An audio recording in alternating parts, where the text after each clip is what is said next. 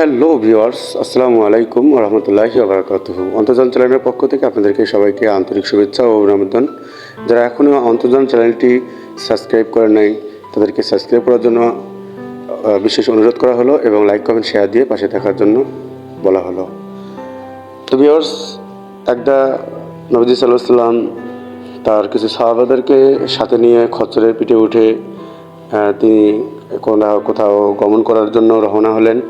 ঠিক সেই মুহূর্তে খচ্চর এমন অবস্থায় দাঁড়িয়ে গেল, আর খচ্চর এক পা আগাচ্ছে না, এক পা পিছাচ্ছেও না। ঠিক সেই মুহূর্তে নবী করিম সাল্লাল্লাহু আলাইহি ওয়াসাল্লাম সাহাবাদেরকে জিজ্ঞেস করলো, এই খচ্চরটা আগাচ্ছে না কেন? তো সাহাবারা কিছু উত্তর দিতে না পারায় নবী করিম সাল্লাল্লাহু আলাইহি ওয়াসাল্লাম নিচে নেমে পড়ে দেখে দুইটি কবরস্থান। তো সাহাবাদেরকে জিজ্ঞেস করলো, এই কবর দুটো কার? তো সাহাবাগণ উত্তর দিল যে এই কবর দুটো হচ্ছে আইয়ামে জাহিলিয়াতের আমলে। তখন নবী করিম সাল্লাল্লাহু আলাইহি ওয়াসাল্লাম একটি গাছ থেকে ডাল ভেঙে সেই কবরের মাঝখানে পুঁতে দেয়। কবর দুটির মাঝখানে পুঁতে দেওয়াতে সাহাবাকরা আমরা জিজ্ঞেস করলো, ইয়া রাসূলুল্লাহ, আপনি কেন এই কবর দুটার উপরে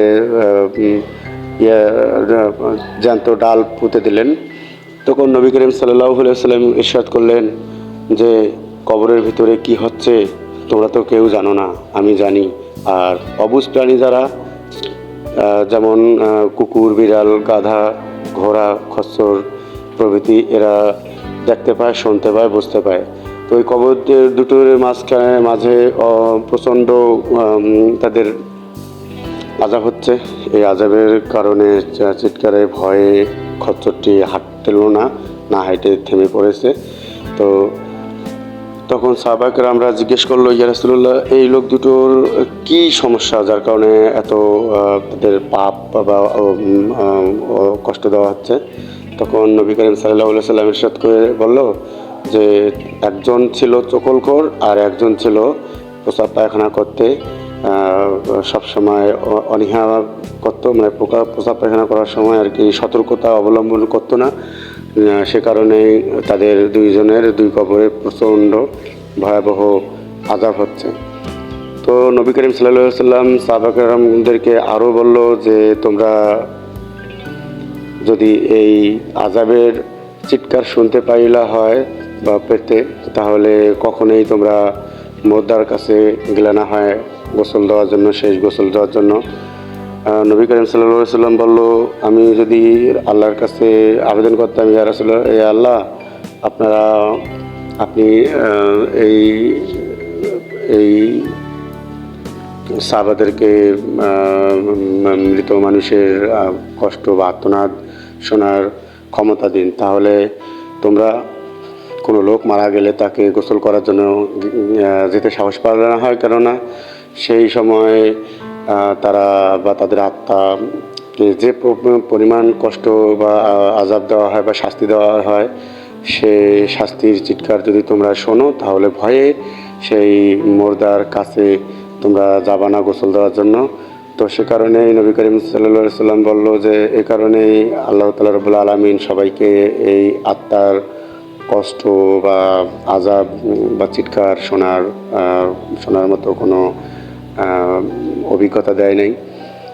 কেননা তোমরা এই আত্মা বা দেহটার তাহলে তোমরা শেষ কার্য করতে পারবে না।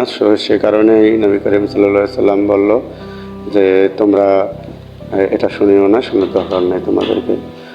তো দর্শক, এখন আমার পরিশেষে শেষ কথা হবে যে আপনারা প্রস্রাব পায়খানা করে অনেকে ক্লিপ নেয় না, ওই অবস্থায় উঠে প্যান্টের চেন দিয়ে তারা চলে যায়, আর টুকটুক করে প্রস্রাব পায়খানা তার কাপড়ে লেগে যায়।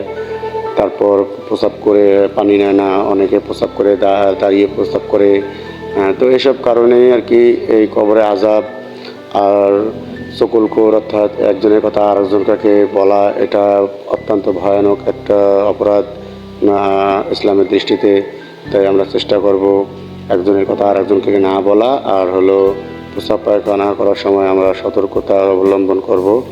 তো ভিডিওটি ভালো লাগলে অবশ্যই আমাকে লাইক কমেন্ট শেয়ার দিবেন, আর চ্যানেলটি অবশ্যই সাবস্ক্রাইব করবেন। আর এই অন্তর্জাল চ্যানেলটি আপনাদের পাশে সবসময় থাকবে সুন্দর সুন্দর আনন্দদায়ক বিনোদন দেওয়ার জন্য। তো thanks for watching this video, thank you.